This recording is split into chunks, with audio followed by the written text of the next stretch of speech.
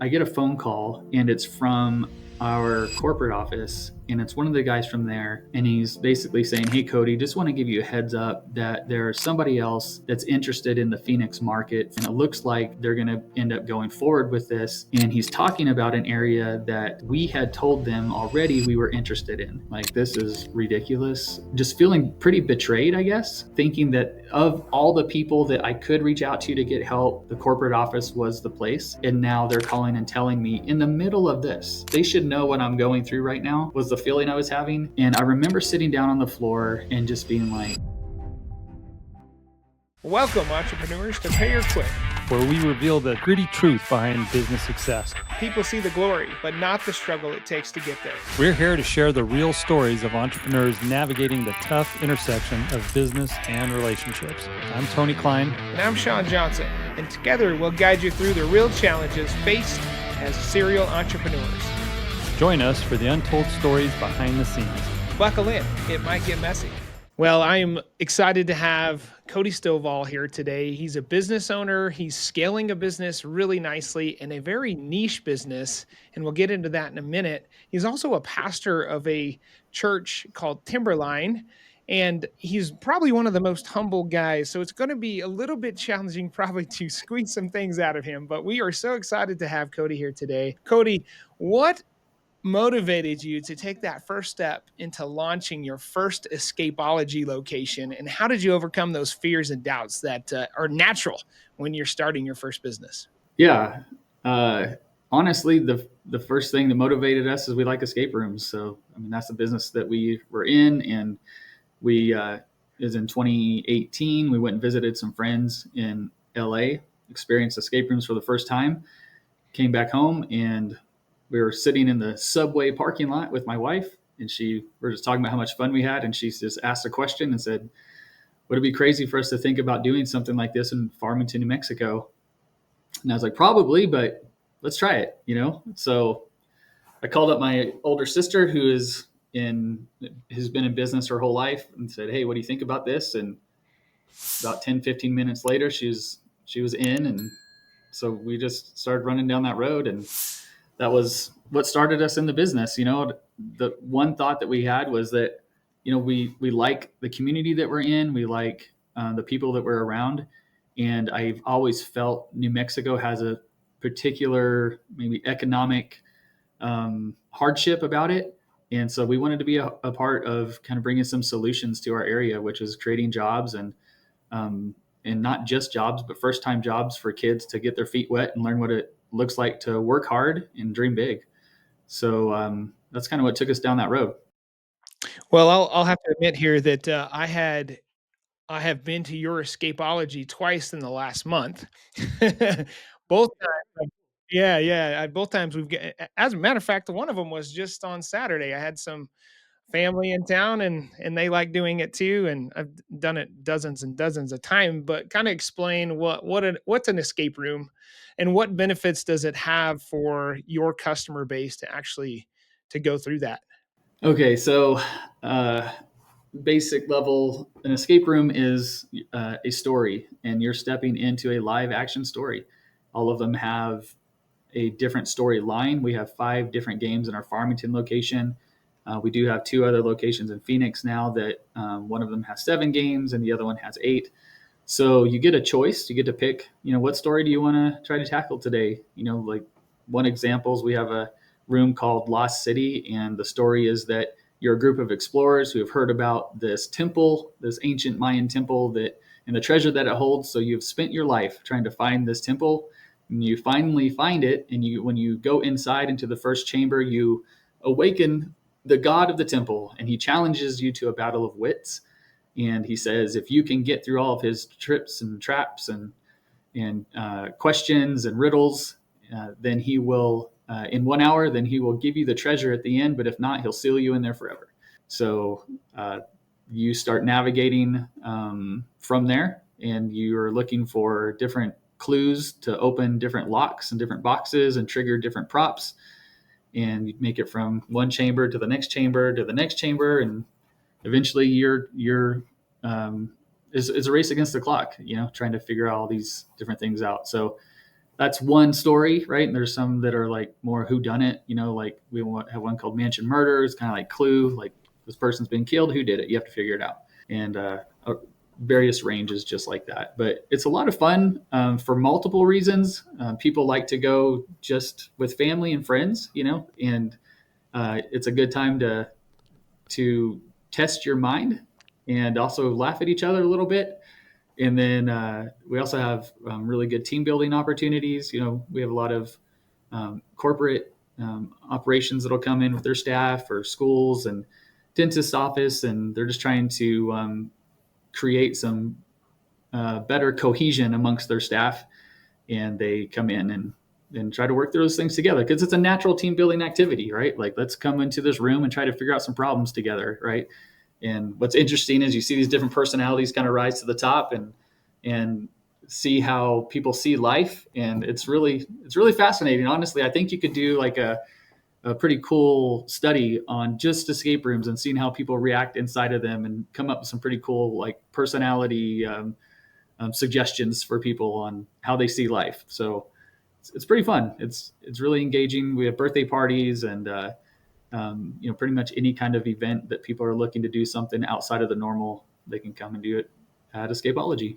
I can hear when you're talking, I can hear that you have a passion for this. And I know that's how you mentioned at the start of the show that this was sort of something that you really enjoyed. And so you thought, well, what if we had a business about that? But I'm curious, because this started as sort of maybe I'm misrepresenting here, but it sounded like it started as sort of a passion project. It was something that you just found that you liked. And I think a lot of entrepreneurs actually start businesses that way, but it can be a slippery slope, because if you're just focused on the passion and not the business back end, you can get really excited about creating a business around something you really enjoy, but you don't actually get any of that back end research to say, okay, does this make sense? Just because I like painting dogs on rocks doesn't mean that everybody likes to paint dogs on rocks or would buy those or whatever. You know what I mean? And so it's like, so did you do market research, or was it just sort of like, I get it, there's a business model? Because I want to help people that are looking at becoming entrepreneurs. How do I separate the things I really like from the things that I really like that could also produce income? Man, that's a great question. And I think we did do a fair bit of market research. What was tough is that in 2018, there weren't many of these around in the US, but in Europe, they had really exploded. And it seemed like they were gaining momentum. So what we started to do is research as much as we could on what was out there. There weren't many, I guess, there weren't a whole lot of people talking about it or writing about them. And honestly, like, the governing officials didn't really know what to do with escape rooms. Where do you classify them? So it was hard to find information on them. But we knew that we liked them, and we talked to a lot of people, and either who had experienced escape rooms or hadn't. We specifically looked for people who hadn't, which was actually pretty easy to find, and ask them, hey, if there was something like this out there, would that seem like something you would like to do? And we got really good feedback from that. And then we started looking around for who is doing this. And we called a lot of places that were operating already, asked them what they were seeing from a financial perspective, that, does this make sense financially? Can you sustain a business with this kind of a model? And they were showing some pretty positive numbers. So then we started engaging in some franchise conversations. We didn't know how we wanted to go, whether it was with a franchise or a standalone. And we came to the conclusion that the franchise was a better model for us, because they had a system worked out already that helped launch these kind of businesses, because they're so new. You're not just asking somebody to come and, let's say, like, watch a movie. Like, everybody knows what that is, right? But you're having to educate people on what an escape room is first, before even getting them to want to come. So they had already figured that out and had come up with some pretty good marketing material and training for employees, and how to engage with local governing authorities that get a little bit nervous when you come to them with an escape room idea. They don't know if they want that, that sounds dangerous right off the bat. So they had a lot of really good information for us to use. So after processing all of that, we came to the conclusion that this is something that people would want to do. And it was still a risk. It was a fairly new concept still at the time, but we thought that this was going to work, right? But with anything, there's some risk involved, and with the newness of this industry, there's a little bit more risk probably than what you could find in other places, right? But we wanted to do something that we really like doing. We want to do something that has a creative touch to it. Every room is themed out. So when you walk into Lost City, you feel like you're walking into a Mayan temple, right? Like that's fun. It's engaging. It's immersive. We want to take people into a different world. And there's something about that was inspiring and caused us to, I guess it scratched that creative itch inside of us saying, let's build something cool. Let's not just build something that we'd be bored looking at. Mm-hmm. So I think those are the different areas that we looked at. And then when we started going down that road and found out that, okay, here's all the different nuances of this kind of an industry, and found a place, started building all those things and got our Farmington venue up and running, then it was like, okay, we know how to do this. Now let's try to replicate this and actually make some pretty decent money from it. Obviously, businesses thrive when there's more population, more income. And so we started looking for other places that we could plant some more of these, and we found Phoenix. Yeah, Cody, you mentioned your first Escapology was in 2018, and then March of 2020 hits the pandemic or COVID-19. How did you guys weather through that? I know that, here in New Mexico was less than favorable on businesses, but you're also a pastor where they were less than favorable on churches. So how did you weather through that? That is, I know that couldn't have been easy. Walk us through that a little bit. Yeah. Everyone's got their story on what COVID did and where they were. But that was an interesting moment. We didn't know, we didn't know if we were going to be able to keep the doors open, if the government would let us keep the doors open. We tried to tried to stay below the radar as much as possible. I don't think people even had an idea what an escape room was still at that time. So they didn't come out with specific guidelines on what you could or couldn't do. So that helped, honestly. And we were able to, there were times, I think total we were shut down for about 2 months, and there's just nothing you can do about that. Fortunately, we had some conversations with our landlords and people we owed money to, and everybody understood. Everybody's in the same boat. They didn't want to see businesses close. They want to help people stay open. They obviously want to get a return on the investment that they made into your business. So they're not trying to shut you down. So we just had some really open and honest conversations with some people, and they were able to adjust some things for us to help us navigate that moment. And we were able to set some, you have to pivot, right? I think that was the word at the time, pivot. And you had to start thinking, okay, how do we make this work in a way that's safe? And we came with some thoughts of, all right, well, instead of having people that can just, go online and book, we had them actually have like phone call conversations so that we knew everybody was maybe from the same household. So they're already around each other. Does that make sense? And so by doing those kind of things, I think it helped alleviate a lot of the fear that people would have about going out in public. And then it actually became a place where they understood through the conversation that it was a safe place because you're going to be around the people that you're already around. And now you can just do it in a place that isn't home, right? Everybody's looking for, like tired of being home. Let's go do something. It was still a tough moment. Not a whole lot of people wanted to do it, but it was enough to keep the doors open. Yeah, I think so often business is profit is generated in the gray area. And, sometimes you just have to take those risks and put yourself out there. And I love that because like the reason I even asked that question is not that COVID is even semi-relevant anymore, is that you're in a business that is very, I would say like the wants, right? I might not necessarily have the money, or if I don't have the money, maybe I shouldn't spend it on a entertainment type of business, if you will. However, as we look at a financial environment, do we have an economy that's going to continue to go up, or do we have an economy that might take a dip here? And how do you foresee that? Like, how do you look through that as you're in an industry that is ancillary spending for a lot of people, right? I mean, it's not like an Yeah. investment, and just like anything is, like, restaurants are the same. It's not like it's a negative. I'm just pointing out the fact that, like, it's an industry that, people have to have a little bit extra money to go do something like that, and it's very affordable, in my opinion. Like, it's not expensive to do an escape room, and it's super well done. But how do you think through that, and how do you plan for maybe a downturn in the economy? Actually, before I answer that, Tony, I don't know if I answered your question real well, but I wanted to kind of hit on that for a second.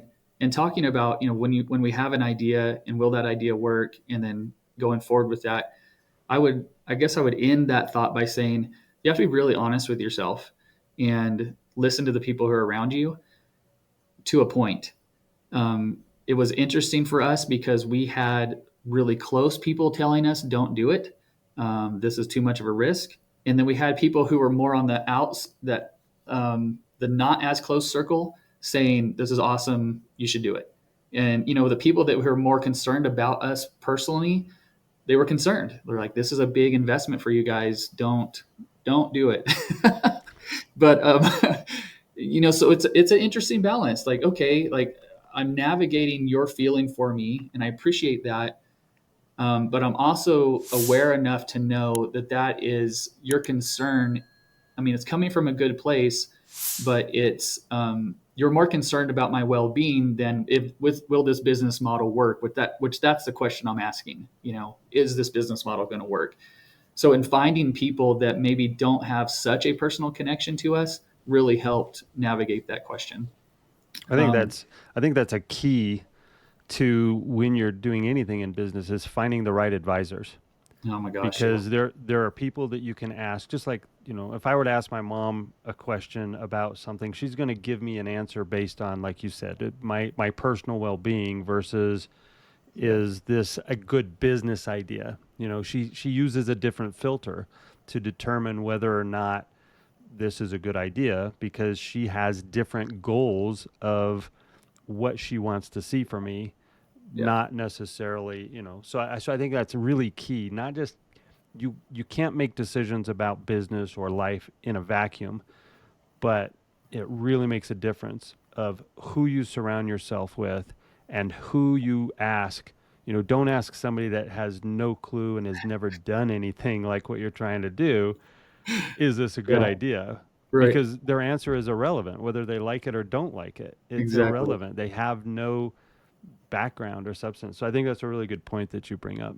Yeah, that's definitely something that I felt. And in starting out in business, I kind of felt like I didn't have access to almost the right people to even ask because I hadn't been in this world. In being, with my job being in ministry, I have access to people who know ministry stuff. But if I ask them a business question, they can give me a Bible answer, which is great, and I appreciate that. But as far as how to put this business together in a way that's going to succeed, and should we do that, it was even hard to find people to ask those questions to. And so it really came down to, all right, I'm going to knock on some doors, and I'm going to pray that some of them open. And when they do open, I'm going to trust God, and I'm going to trust them enough to know that this is the right door for me to knock on, and let's have a conversation about it. And so just not being afraid to knock on some doors. And the worst someone's going to say is, no, I don't want to talk to you about this. So, which is fine. You're not going to hurt my feelings. I get it. But at the same time, I don't want to try to make a decision based upon information that I don't, or based upon information that I don't have. So, back to the other question. Those are things I think I feel a lot is, where's this industry going? Will it continue to go the direction that I hope it goes? Am I being honest enough with myself to see danger signs or warning signs? I would say 18 months ago, I was feeling a lot of warning signs. thinking, okay, the economy isn't in the place that I would like to see it. And what happens when economies go south? I wasn't feeling like this great crash is going to happen. I didn't feel it to that extreme, but I did feel like there was some uncertainty in the market for sure. So I started doing some research back into the crash of '08 to see what happened then and what happened in the entertainment industry and any other crashes that I could find. And what I stumbled upon through a lot of different articles and information was that the entertainment industry actually did okay. Not like soaring, not doing exponentially well, but at the same time, what I gathered from the information I was reading is that people were when they're in that place, they're looking for an escape. They're looking for things to take their mind off of the state that they're in, and the entertainment industry provides that. So, like the movie theater, movies did fine going through some of the bigger crashes. Obviously, COVID was a different beast for them, and they're still coming back from that. But the idea that people can get out and have a good time with each other, even in the midst of financial hardship, to a point, seemed to be something that it gave me enough confidence to say, yeah, we're going to be all right, one way or the other, and we should keep moving forward. And then kind of seeing some confidence come back into the market as the escape room industry, from my perspective, is booming right now. It is taking off. There's a confidence level that I haven't seen before. There was, when we first came in, there's some skepticism about, is this a bubble? Is it going to come to an end eventually? Is it a fad? That was the question. Now that question's been answered. It's not a fad. It's here to stay. And then the question was, can the economy support something like this? I feel like that has been answered for the foreseeable future, and people are they're going after it, man. Like the projections are pretty big right now. So one of the things that you mentioned early on was that in the beginning, people didn't know what an escape room was. The government didn't know how to classify it. People that wanted to come and experience it didn't really know what to expect. And one of the things that in business, they talk about being the category killer, the category creator. If you can be the first in a category, it gives you such an advantage. And it seems like with you being on sort of this leading edge in the United States, it gives you an opportunity to set the standard, set the expectation. The flip side of that, though, is you have to define that people have a problem before you can define that you have the solution to that problem. Mm-hmm. And so there's that unique balance between, I want to be first, I want to be the cutting edge, I want to set the standard, but also what's an escape room? What is that? What is this? Like, do I, what do I get out of it? And it's interesting to me that Shawn had said that he's been to your escape room a couple of times here recently, and in dozens of escape rooms in the past. Once people catch on, once they see that there's an experience that they can share, it seems like it continues to multiply. So I got a kind of a two-part question. Number one is, the first one is, how do you see, looking back, your experience was in creating that, being the category killer, the category creator, setting yourself. And I know you mentioned you had a franchise that kind of helped you with providing some of the marketing and all of that, but you are creating a new category in a lot of people's minds. It's not like the movie theater where if I'm going to go to a movie, I know what to expect. So You're creating that experience. And then the second part of the question is, once somebody comes and experiences it, how are you leveraging them to get, I almost see it more of you don't know what an escape room is truly until you've experienced it. Mm-hmm. But like myself, once you've experienced it, you just want to tell everybody because it's so great that it's like, it's a unique experience. And depending on who you're locked in there with, changes the experience every time. Right. Yeah. And so you want to, like, I want to be locked in with the new people. I want to bring somebody new into experiences. Yeah. So Anyway, it's just that growth, because I just want to get in your head about what was it like to go from zero traction all the way to now. How are you amplifying your um, your impact through the people who have already been there? So an interesting thing about the escape room industry, and I hope that this can apply to some other areas as well, is it kind of goes back to this thing of falling in love with your idea and the good that I mean, the passion that comes from that, but also the concern that we should have. And an illustration of this is that, with the escape room industry, a lot of people who wanted to build these things did fall in love with it. And it, as far as like the creative side of their life, or maybe they're good at, tech and prop wiring, and they wanted to see these things come to life. So what we had is kind of what we call like a mom and pop escape room venue would open up, and they would, I don't know a better way of saying this, and I don't mean to sound like negative about it, but kind of lose themselves in the idea and forget that the business still needs to make money. So if you take a 4,000 square foot venue and you put four 1,000 square foot games into that venue, well, now you have zero left for your lobby. You don't have any bathroom space. Your hallways are super small, but you're trying to maximize the customer's experience because you love escape rooms. And now you're putting them into your escape rooms, but you only have four of them, and they can only come to your venue four times. Okay, well, I mean, that's a great experience, and a lot of them did that really well. Some of them didn't do that so well, and have wires hanging out, and props falling off the wall, and just things that don't speak excellence to the customer. But because they lost themselves in the idea and lost sight of this thing needs to be sustainable and make money, because it doesn't matter how good the idea is or how passionate you are about it. If it's not making money, it turns into zero fun real fast. And so then what happened is that with being in this, what I think Escapology did well is they captured the idea that these venues need to be profitable. And let's cut down on the square foot size of the rooms so that we can make more money on the square footage we have per venue. If you go to our Farmington campus, you're going to see some pretty big rooms, right? I would say that's where we were. We're like, this is awesome. We're passionate about it. And I want to say they're probably 400 to 500, square foot rooms. Now, if you go to our Phoenix venue, those rooms are 240 square feet.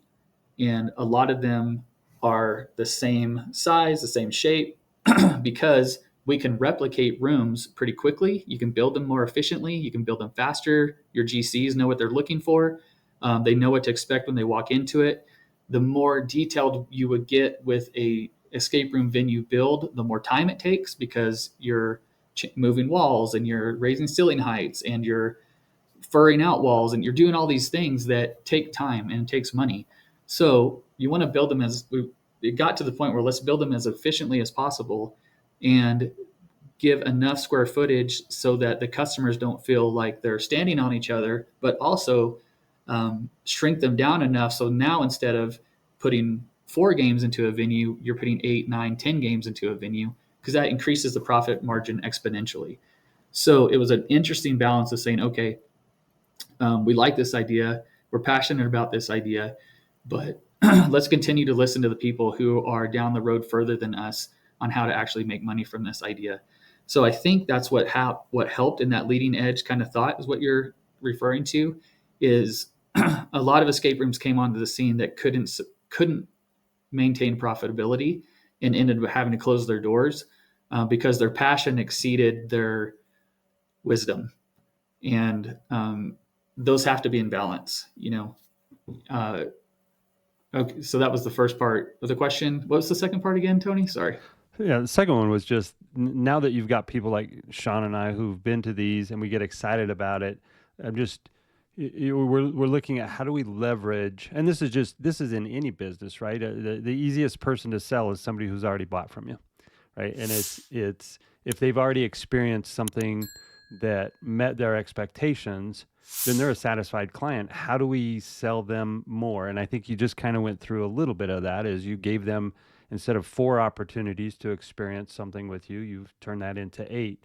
But I want to talk a little bit more about, have you got to the point where you're proactively trying to continue to market to those? Because I think that's where a lot of businesses fall down a little bit, is that they have a client base, maybe they have an email list, they have something that they should be leveraging that they're not. And so are you keeping in touch with those people in any way that have already been there? Yeah, for sure. So this was like what they say, the devil's in the details, right? So I'm not somebody who really likes to get into the weeds a whole lot, but I've learned, and I think that's part of business, is figuring out what is it that I'm good at, and then finding other people who are good at the things that you're not good at, and being humble enough to say, I'm not good at this, so I need some help. My wife is one of those people who she's really good at detail things. And so, yeah, so it's like if a customer comes in, they have to fill out a waiver, and then in that waiver, we get their information, right? And in giving us that information, we get to stay in contact with them and sending them email updates or discount codes and those kind of things, enticing them to come back. And the whole experience, the whole experience is geared so that when someone comes in, it's kind of like a mini Disneyland. Like, we want people to be like, wow, like that was just so unusual. That was so fun. That was so engaging. I felt like I was taken to another world. And then that word of mouth should propel the product. But I'm not just going to sit back and think, because we can trick ourselves, in thinking, man, we're providing such a great experience. I don't know why anyone's not talking about this, right? Like, we're so good.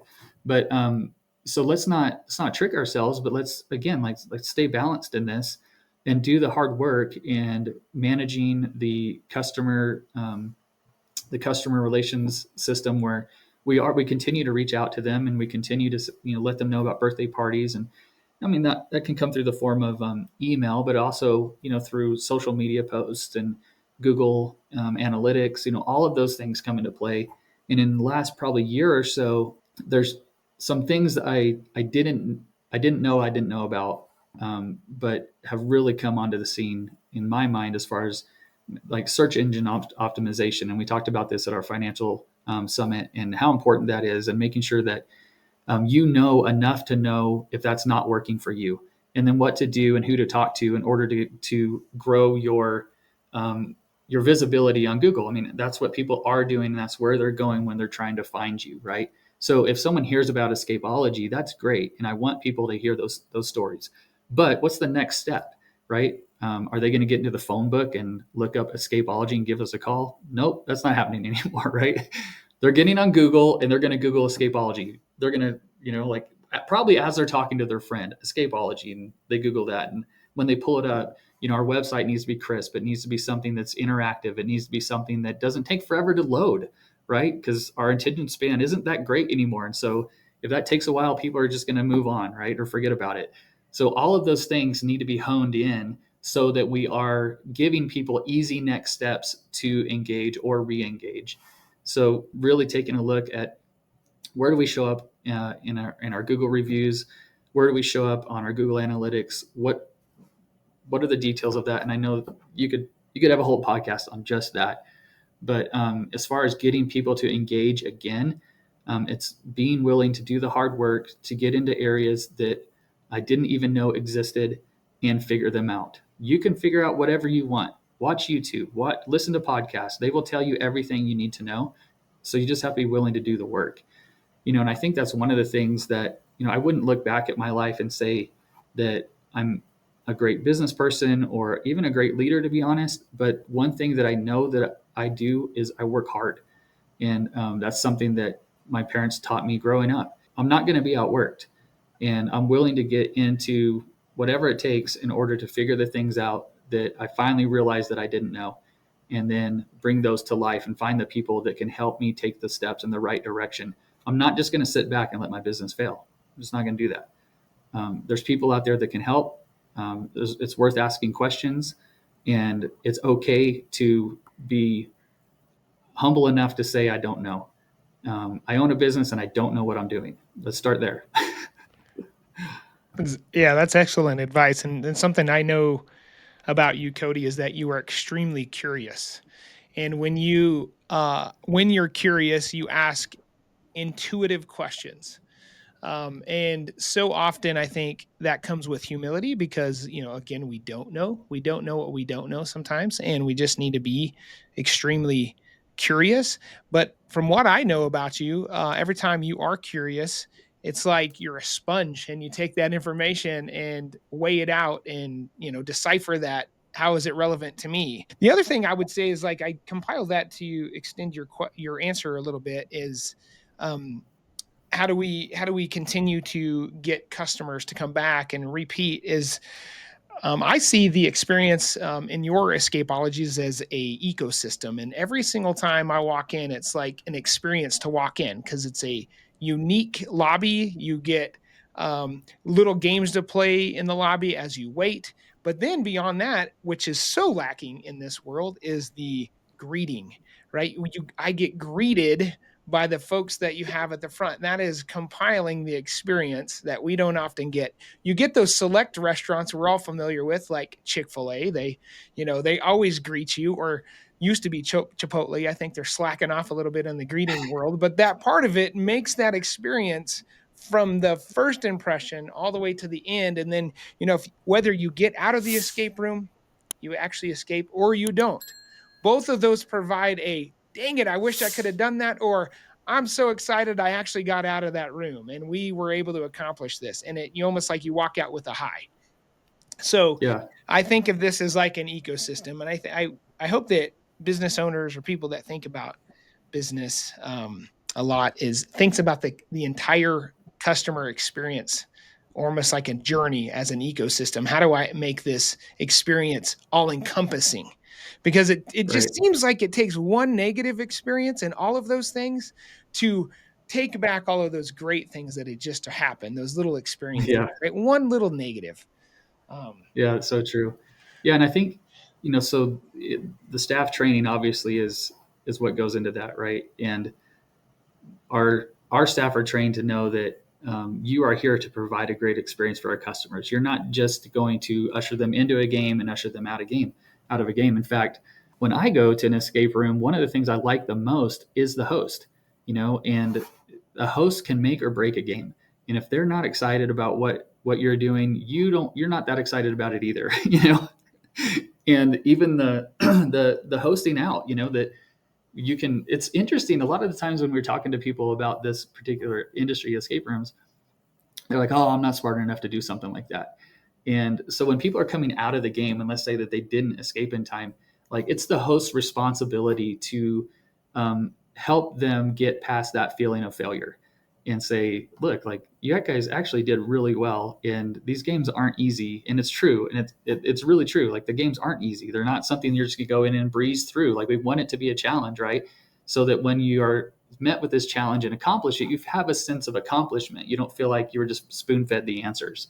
So yeah, like this ecosystem is created so that there is this overarching feeling of from the moment you walk in to the moment you leave, and then also like instructing them on how to upsell and say, look, we have gift cards and we have birthday parties and we have team building events, and here's what this looks like, and here's some, is any of that interesting to you? And oh, by the way, we have a rebook discount right now. Like if you guys wanted to play today, like here's a certain percentage off that we can give you if you guys want to do another room if you had such a great time, or we can rebook you for it's a lesser discount, but it's further, if you want to come back next week, like training our staff how to host in and host out to help. I think just the rebook in itself is a 15 to 20% increase in annual income for the escape room industry. So do our staff know what that looks like and how to navigate those things? yeah, that makes perfect sense. Let's shift gears just a little bit, Cody. What has been the hardest moment you've faced as a business owner? Man, I don't know how I would say what the hardest moment was, but I know some of the top ones. And one of them was just getting a venue open is a huge hurdle. is something that probably has stretched me more than many things in my life. It's one of the barriers to entry for this industry is how to get a venue and get it built out. It's hard to find people who know what you're trying to do. There's a lot of people who know to put up a wall, but they don't know how to put up a wall that looks like stone, or has a piece of, pop out that, is on some kind of actuator that comes out 3 inches to reveal the next step. That's difficult. So I wasn't just trying to build something, but I was trying to learn how to build it and then build it, which increases we used to call in the military, the time on target. Like you're down there on scene, and the amount of time is growing exponentially because if I knew how to do it, the time would be cut in half, right? So that was really hard. The Farmington venue, we built ourselves. We had a great guy that ended up being local that helped us out as far as like the decor and all that. But as far as learning low voltage and how these props trigger and all that, I had to figure that out, and it was really taxing. I would say the other part is navigating relationships that me and my wife and my sister all came into this business together. And, at first you're like, yeah, let's go. This is great. But then a year or 2 years down the road, you start to have differences of opinion, or the expectation wasn't as clearly defined as it should be for what each person should be doing. Right. And, you think, okay, well, let's just go in this together, and we all love each other, and it's going to be perfect. And it's going to, and the Disney music's playing, and, anyway, the expectation should be laid out really clear on who's doing what and what that's going to look like. And I don't know if I knew enough about what we're trying to do to even lay out that expectation. So once you get into the daily grind of business is when you figure out, okay, these are the things that we really should have talked about 2 years ago, but we didn't even know to talk about them. So that was really hard. You hear the statement of it's not what you know, it's who you know. And I think that's super true. Surrounding yourself with good people, like we've already talked about, being willing to knock on doors, taking advantage of the people that the industry even brings into your circle. We've got a group of, probably 12 guys that we have a group chat together that at a moment's notice, I can get an answer on just about anything. And it's grown even from there to even having like personal relationships with each other. And that's been huge. But another thing that I've had to navigate is kind of the flip side of that. Don't let who you know keep you from knowing what you know. Does that make sense? Like,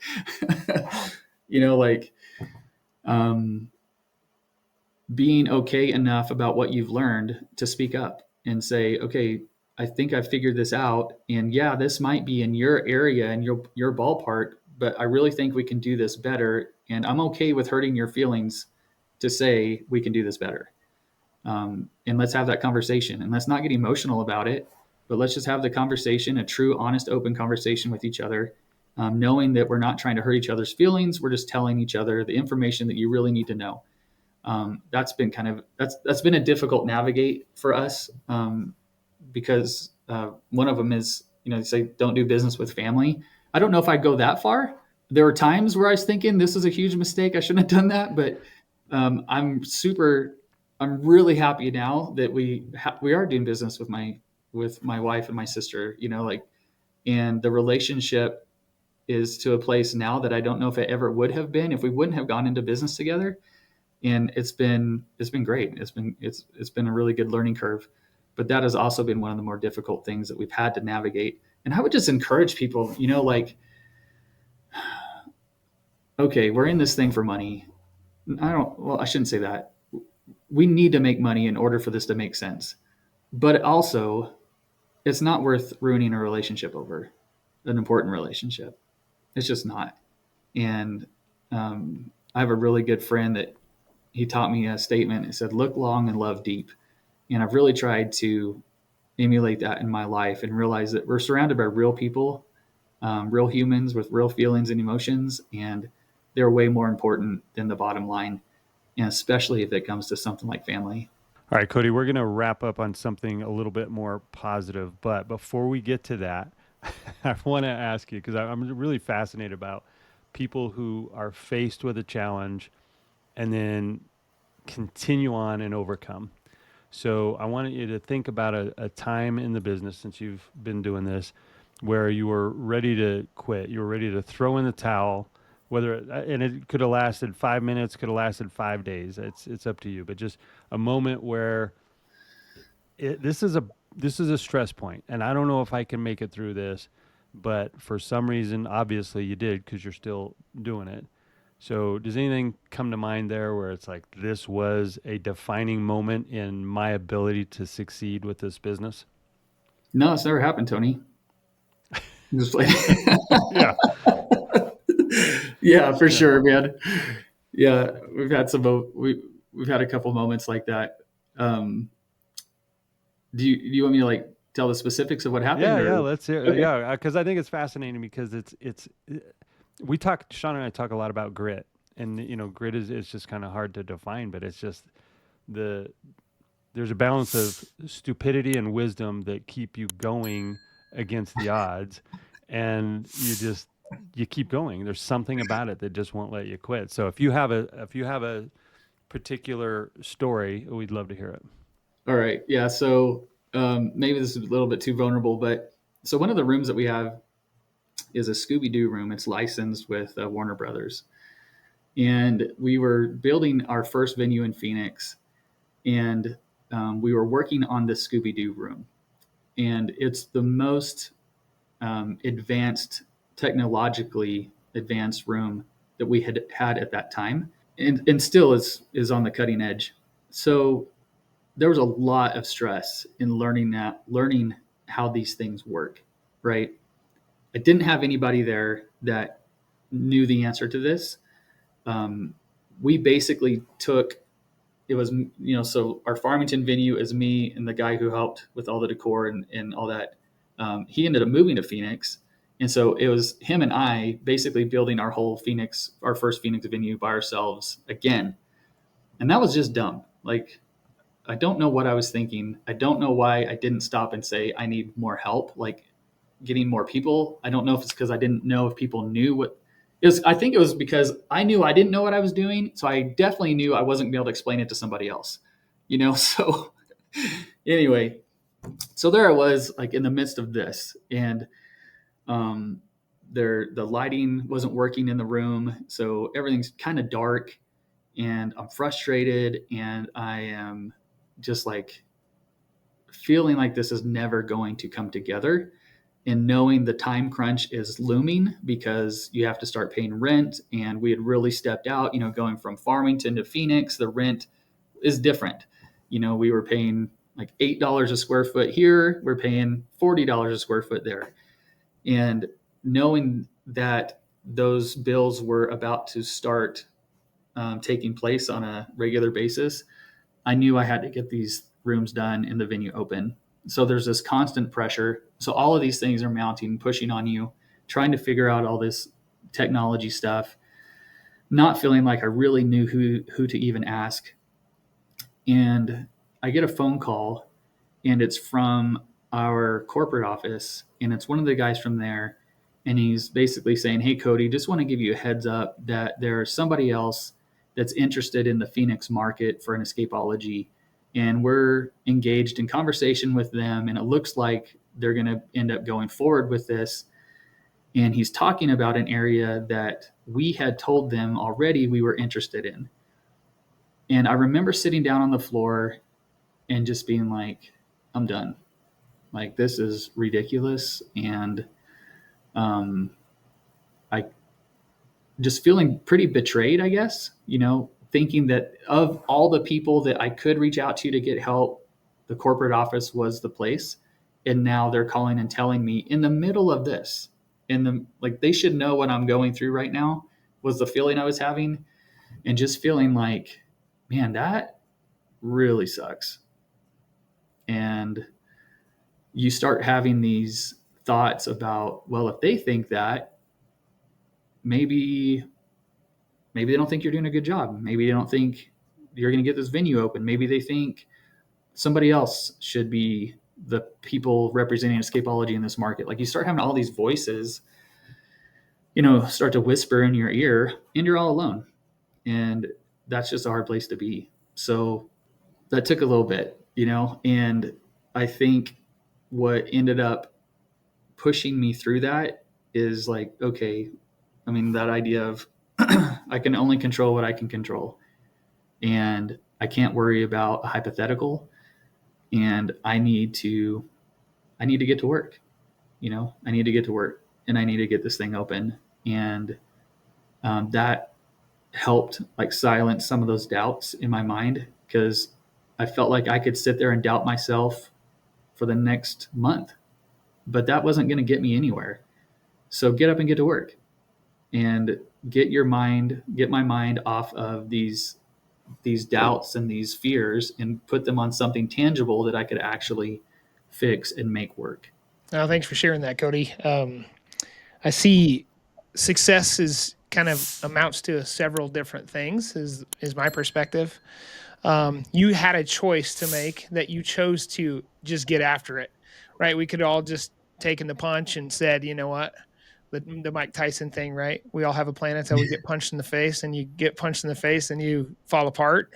That's not okay. But, I see successes like those that are willing to take risks and take those risks and are willing to fail. And when they fail fast, and they iterate. And when they iterate, that's when success happens, to be faster than the other guy, right? And it's not that failure is never going to happen. It always happens.